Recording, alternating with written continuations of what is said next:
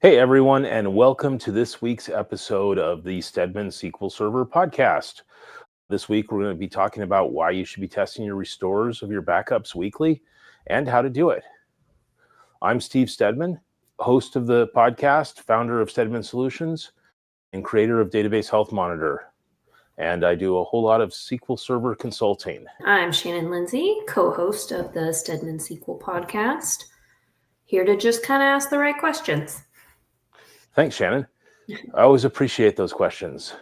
So this is season 2, episode 20, or overall our 32nd episode since we started the podcast last year.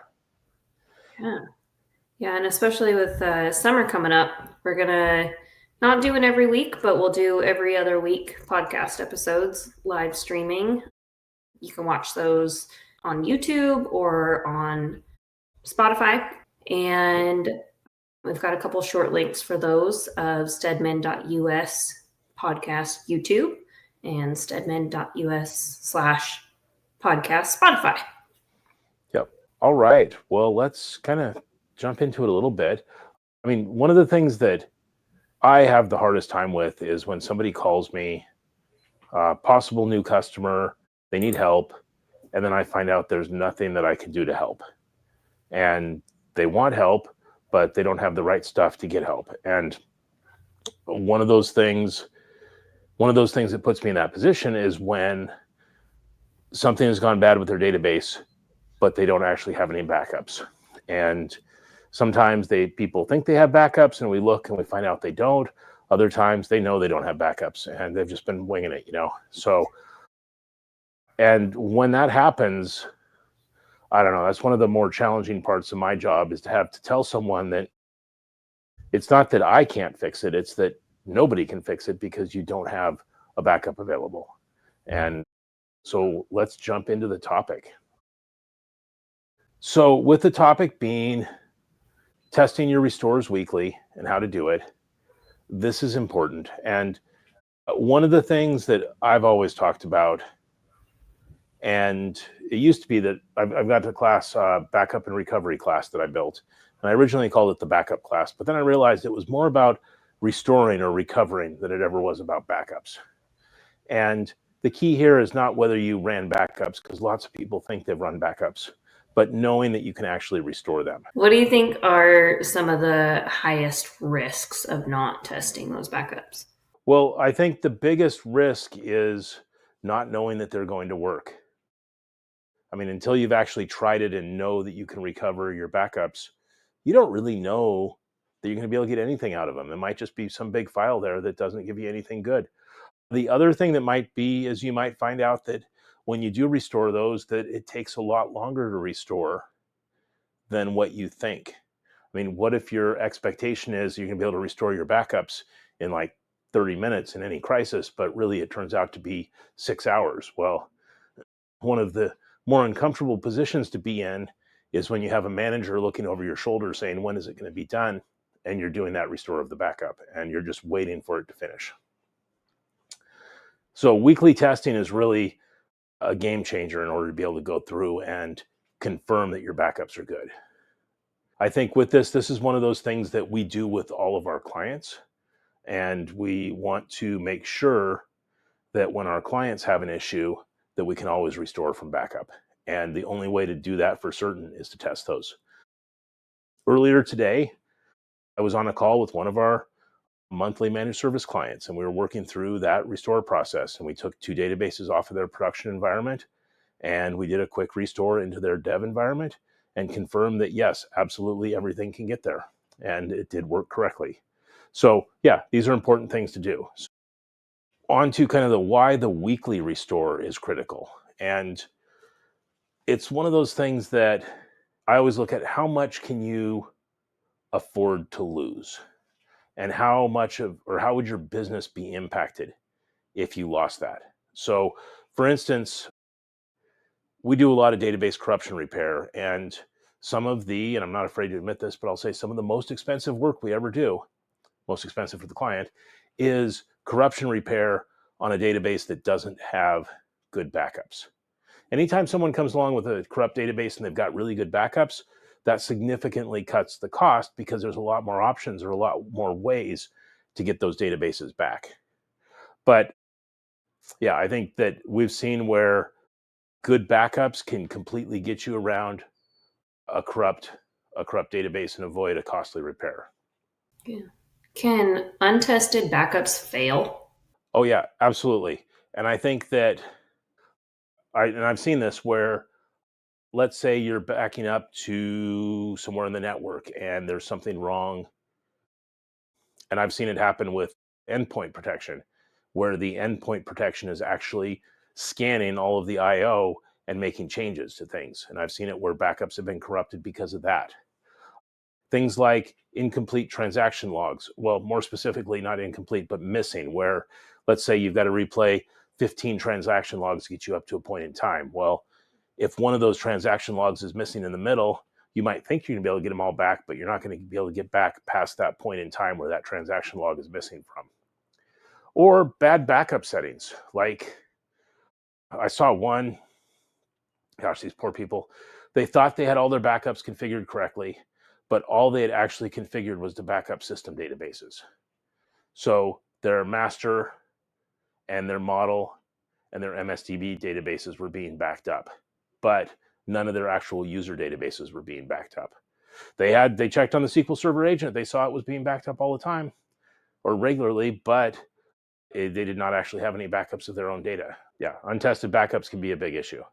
Are there compliance requirements for some companies? Yep, definitely. So if you're in a position of where you are HIPAA, GDPR, sometimes it may be like DoD relationships or other finance related things where somebody's auditing your company to determine, are you worthy of working with them? Kind of. I mean, that's one way of looking at it. And one of the things that they ask, and I had to go through a survey on one of these recently as well with a partner, was how often do you back up and how often do you test the restoring of those backups? And a lot of people may answer that, but may not actually know how often they test it. So testing those restores is the most important part of it. So, and the thing is, oh, I was going to say, and the thing is, data is changing so frequently.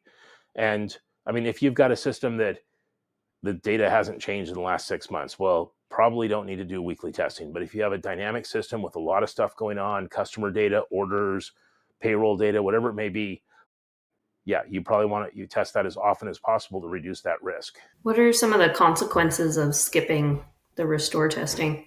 Well, it really comes back to, and I shared this on last week's podcast, a story from a friend that would always ask the question of what's the worst thing that could possibly happen? And can you live with that?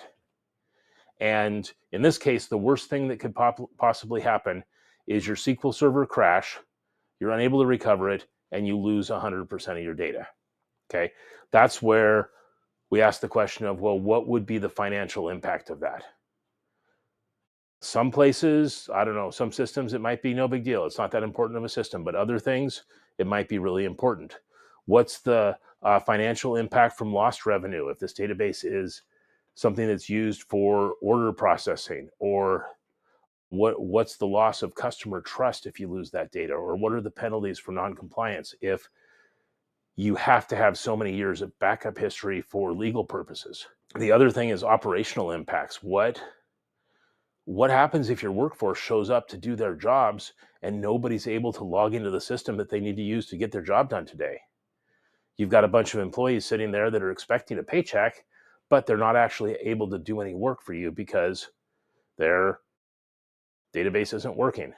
And the other is just reputation damage. I mean, how bad will this look to you, your employees, your customers, your partners when you have loss of data with no way to recover? So one of the key things to remember here is that my belief is a backup really isn't a backup until you've tested out the restore. Yeah, and that just helps build confidence in your disaster recovery plan too, right? Absolutely. And I think if your disaster recovery plan involves a step that says figure out how to restore backups for the first time ever. I know you wouldn't phrase it that way, but if it effectively it ends up meaning that, you're going to have a very different disaster recovery plan than if it effectively is saying do that same restore that you've tested 15 times over the last 15 months and that you know worked every time you tried it, or 15 times over the last 15 weeks. So it's one of those things that they say practice makes perfect. And I know the more and more I practice, even having done this for 30 years, the more and more I practice, the more the better I get at it, and the more I know that I'm going to be able to do a reliable backup and restore in that environment. Now, I'd say kind of a next topic would be like the common challenges in restore testing. Sometimes there might be some resource or time constraints. Oh, yeah, absolutely. So with that, I mean, if I'm telling you you need to go test your backups at least once a week, and you're part of a small business or a team or an organization, most people I know don't have time just sitting around on their hands where they're going to say, I've got plenty of time to go do a restore this week and test it. What we need to figure out is how do we test that in a way that you don't have to actually spend an hour doing that restore. Maybe you do it the first time, or maybe you do it the first 3 or 4 times, but then get it to a point that it's scripted and automated so it doesn't take you an hour or two to do that restore, so it happens quickly. I think that the time constraints, it's one of those things that you need to invest to make sure you're good at it, but you don't need to do it every single week if you have it scripted and built it in a way that you know that those backups are being restored weekly and tested. There's this belief that backups are enough. And I don't know how many times I've tried to work with people who had a system failure who thought they had backups, but they'd never ever tried to restore them, and they never will restore them because they didn't really have backups. Another technical challenge on that is the lack of a dedicated test environment. I mean, if everybody for their SQL server they were working on had a copy of it that was their test environment that they could do restores to all day long, well, that's a lot easier than if you don't have that.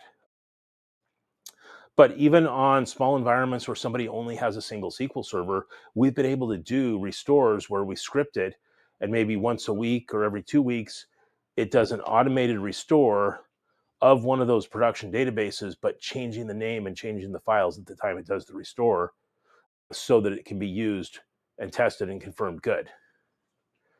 Also, the other thing is the complexity of restoring really large databases. Gosh, one of the things that drives me crazy is when somebody says, well, our system is too big. We don't have enough room to restore this database anywhere. Well, the simple fact of that is if you don't have room to restore the database as a test, you're not going to have room to restore a copy of that database when disaster strikes, and you're going to have a lot less options for what you can actually do.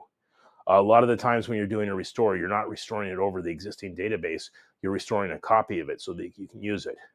So I think this is even more important if you're dealing with large databases to prove that you've got enough space to do that restore if you need it. And then the other thing is there's a lot of difficulty in troubleshooting the restores if they fail without really understanding exactly why they fail. I think a big part of this too can come down to human error. And human error, I think, really comes down to making mistakes. And if I'm going to make a mistake, I would rather make that mistake when there's no crisis, when I'm doing a test run, rather than when everything's on the line. So one of the things that comes up is practicing the manual restore process so that during that high pressure recovery scenario you can be ready to do it. But the flip side of it is also knowing it enough to be able to script it so that you can test it regularly. So let's jump into how to test the restores weekly, kind of a step-by-step guide. Yeah. I would say probably step one is planning your testing schedule. Definitely, because without a good plan, how are you going to know if you've achieved what you're looking for? So pick a time of when you're going to do this. It could be something scheduled every Sunday night, for instance, if that's a slow time in your system, or maybe every Monday morning if it's something you have to do when you're in the office. And then figure out what you want to do to get it done regularly to ensure that consistency. Could you create a documented book to make it so that you could standardize the process and train team members from, that point on? Oh yeah, and the way I like to do that is to have two things in that run book. One is the steps of what you do, so that if this happens and it's 3 o'clock in the morning and you're a little bit tired and not quite awake, you've got a standard list of steps to follow so you know you're not missing anything. But the other thing is that run book gives you all the steps to do it, that you can use it to train your team members. And then additionally, to track when we do that, how long it takes to do those restores and what kind of problems we ran into so we can help address those in the future. Yeah. And then step 2 would be set up a test environment. And the test environment, this is something that's different for everyone. I mean, we have one client that has a single RDS SQL server, and their test environment is just to restore a copy onto that same SQL server. There's other people we work with that they have a development and a test environment, as well as developer desktops, and then their production environment. And the right test environment for them is we first do a restore to their testing server, and then we do a restore to their development server. But there's a lot of options out there. I mean, you can go and spin up a cloud-based virtual machine on Azure or AWS pretty cost effectively for a short amount of time, do the restore, do some testing there, and then get rid of that server after you know that the restore is good. Yeah, there is low cost options for, smaller businesses and stuff. Oh yeah, definitely. And I think that one of them is people get caught up a lot on your SQL Server licensing. And if you have a production server, you're usually paying by core licensing. But if you have a non-production server that you're going to go test your restores on, like a development box, you don't have to pay for standard or enterprise edition. You can go get the developer edition, which is a free version of SQL Server that could run on, as long as it's big enough to hold your database, it doesn't have to be well performing, as a place to regularly test your backups too. And then step 3 would be to perform the restore. Yep. And this is one of those things that to perform the restore, you want to make sure you have as much of this scripted as possible so you don't have to be making typos or mistakes every time you do it. You want to decide when you're doing it, are you going to be restoring a full backup or a full backup plus differentials or a full backup plus transaction differentials and transaction logs for a point in time recovery? I think it's important to do all of these. I know talking with Derek, one of our team members, when he does a restore like this, he always likes to do a transaction log backup for a point in time recovery, even if it's just going to a development or test environment. So if our client said, can you give us a restore to our test environment from whatever time? Usually they say anytime in the last 24 hours. What we'll do is we'll just pick a time that's going to force us to do a full backup, a full restore, differential restore, and transaction log restores so that we can make sure that that whole process is tested for that client. Step 4 would be verify that the restore, worked correctly. Yeah, so there's a number of ways to verify the restore. The first and obvious way is just to check and see, well, did the database get there? Okay, that's the first one. If you don't have any database, you're in a world of hurt. But if the database got there, then there's things to do to verify, well, is it the right point in time database? And the way I usually check that is I'll go find some table that has a lot of transactions or a lot of activity in it and make sure that there are up to that point in time transactions there. Maybe some table that has a date timestamp on it so you can easily check when the last time something was updated or inserted on it. But the biggest thing is not just to restore it, but to know that it restored and it came back clean without corruption. So you'd want to do the restore and then run dbcc check db to go and scan that entire database and make sure that it's not corrupt. And oftentimes that check db may take more time than the actual restore itself. And then in a perfect world, you could take a test application server and point it at that database and make sure things work. But the reality is most of the time you don't have that option. Just being able to check to make sure the database is there, there's recent transactions in it, and that CheckDB ran is usually good enough. And step 5 would be automate and monitor from there on out. And I mean, one of the things that I truly hate is just repetitive tasks. even if the client says we want to pay you for this repetitive task. I just don't like doing those. So I always like to try and figure out how can we take that and script it and automate it so that I'm not there clicking through dialogue after dialogue after dialogue to be testing all of this. To put it together, get it so it's fully scripted. And we have a script that we use internally for this that you just give it a database name, you give it a directory, and you give it a new name, and it'll go find the last backup for that database, the freshest backup, and it'll restore it under a new name and give you a test database or whatever to work off of at that point. That's one of those that we could put on a SQL Server agent job and even schedule it so once a week it would run. It would do that restore. Once it's done, we'd then run CheckDB and maybe have a couple of queries that run against it to make sure it looks good. Automation is the way to go there because I don't want to be spending my life continually doing this. Yeah, and I mean, one of the tools that we offer is Database Health Monitor, and there is a free version, but it works so well to, track your backup success. It alerts you on failures that have come through, and it monitors those restored test results for you as well.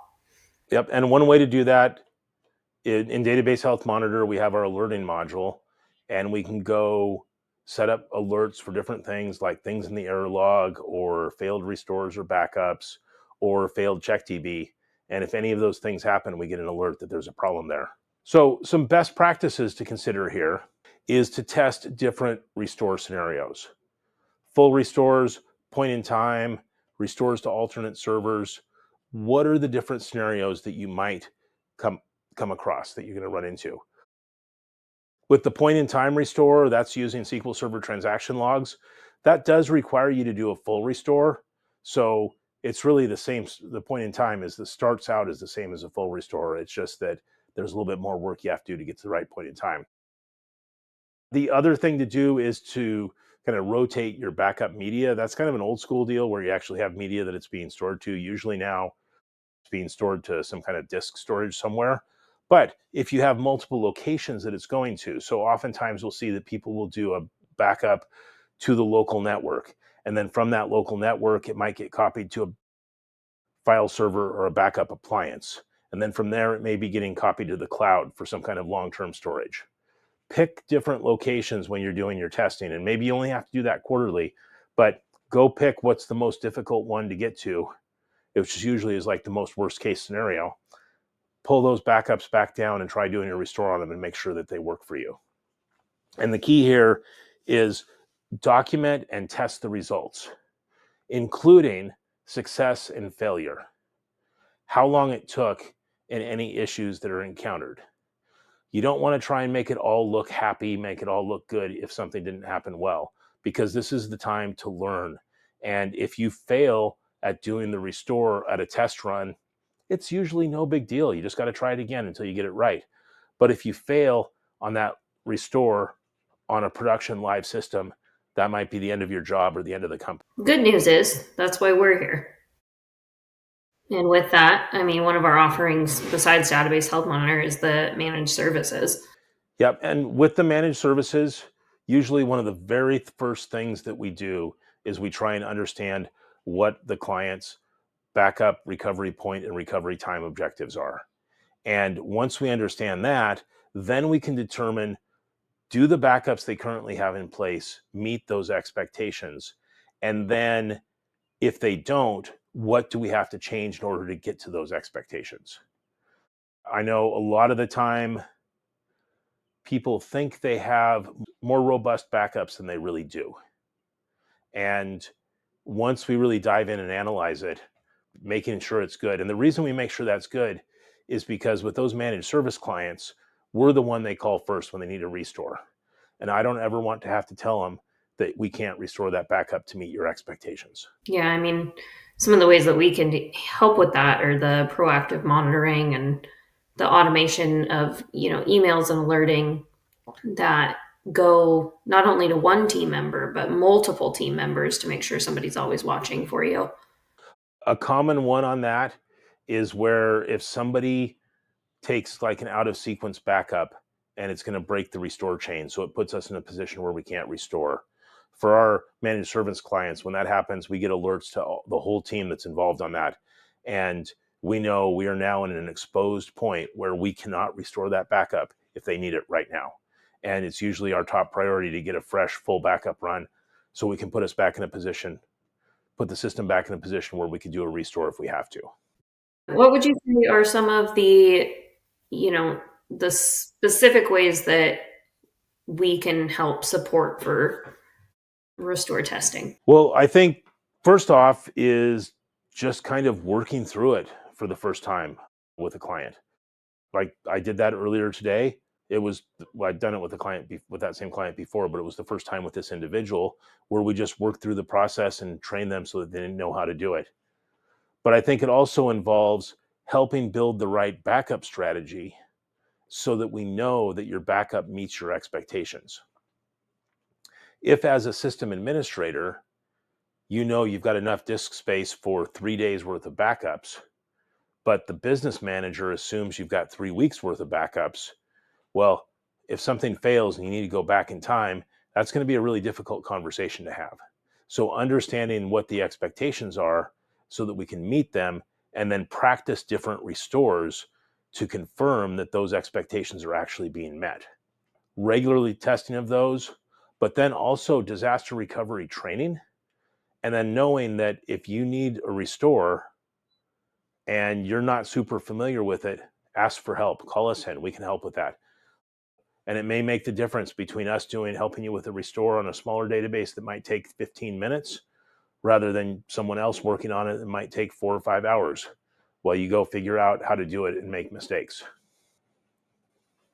So I think at this point, let me just talk a little bit about this case study that I'd kind of planned here. So there's a regular client that we've worked with for a number of years. They've got a database that's about 1.5 terabytes in size, and they ran into corruption. Corruption was introduced due to some endpoint protection software that wasn't properly configured, and it was messing up the SQL database files. But that endpoint protection wasn't messing up the backup files or the network location where those backup files were being written to.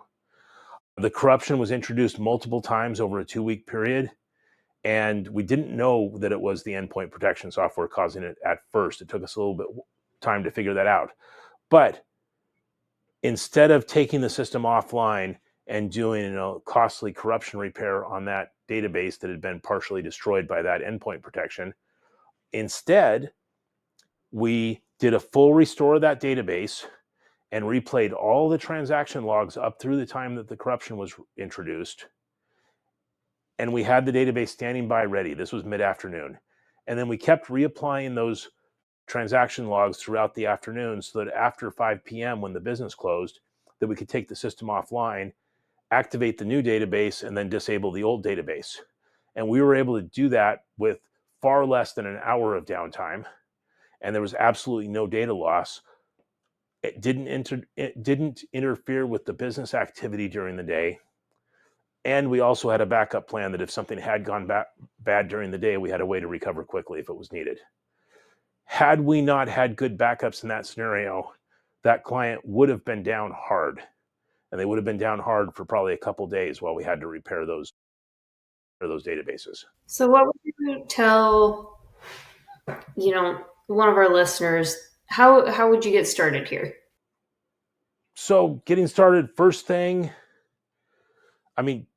you can talk to us, schedule a free 30-minute consult at stedmansolutions.com or stedman.us/schedule. And you can talk to us. We can help understand what your needs are, help you understand if you're close to them or if you're far off, and then help you come up with a plan of how to address that. Another option is you go and understand. We have our backup and recovery course that's available at Stedman SQL School. We'll put a link in the video for that as well. And you could go take that backup and recovery course, and it covers most of plus more than what we've covered in this podcast today. And I think the other is using Database Health Monitor as well in order to be able to track your backups and better understand the overall health of your SQL Server database. Some common questions that we tend to get. Number one is usually how long should the restore testing take? That's a great one. And yeah, it's like, how long is it going to take to drive from here to the next town over? Well, it depends what you're driving. Are you driving in a car or a bus or a tractor or a bicycle? It's going to be a different speed depending on how you're doing things. But here it's how long your database is going to take to restore testing. It depends on the database size, but usually the restore time is similar to the backup time. Now, there are a few exceptions, and there are some times that I've seen the restore take 5 times as long as the backup did. Things like too many VLFs in your data file or your log files has caused problems like that. But generally, if things are running well, the restore should take a very similar amount of time, maybe within 20% of what your backup took.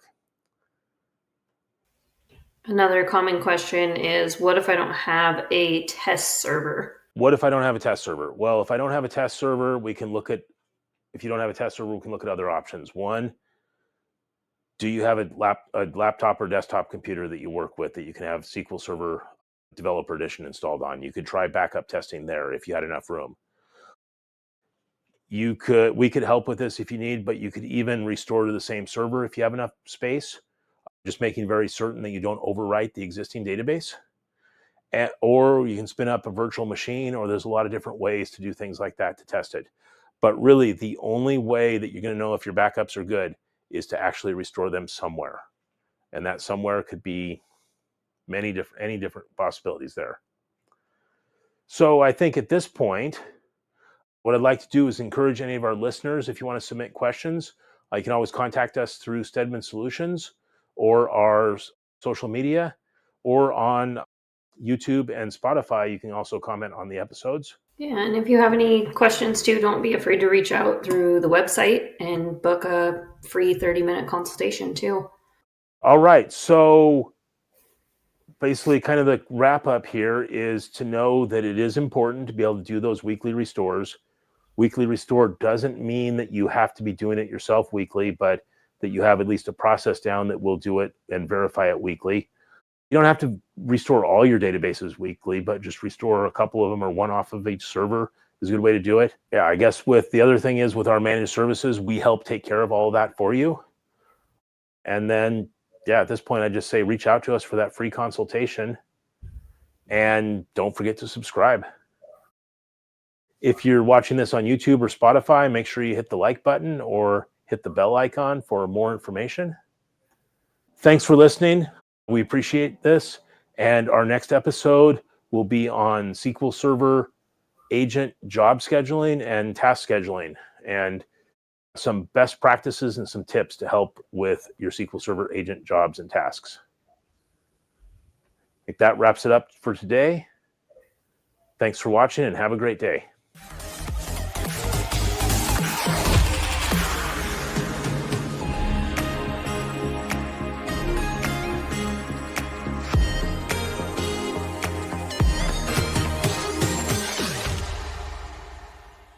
Thanks for watching our video. I'm Steve, and I hope you've enjoyed this. Please click the thumbs up if you liked it, and if you want more information, more videos like this, click the subscribe button and hit the bell icon so that you can get notified of future videos that we create.